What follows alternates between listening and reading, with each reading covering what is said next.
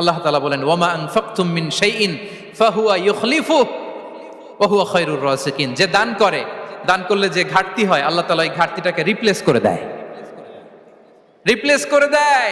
বিষ্ণু ইসা ইসলাম বলেছেন মা নাকাসা মালু আবদিন মিন সাদাকা। চ্যারিটি করলে, দান করলে আল্লাহ তার সম্পদ কখনো কমায় না।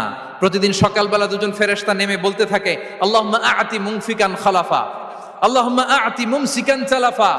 ফেরেশতা দুজন বলে আল্লাহ যে দান করলো, দানের কারণে যে ঘাটতিটা হলো এটা তুমি মেক আপ করে দাও, এটা তোমার পক্ষ থেকে বারাকা দিয়ে রিপ্লেস করে দাও।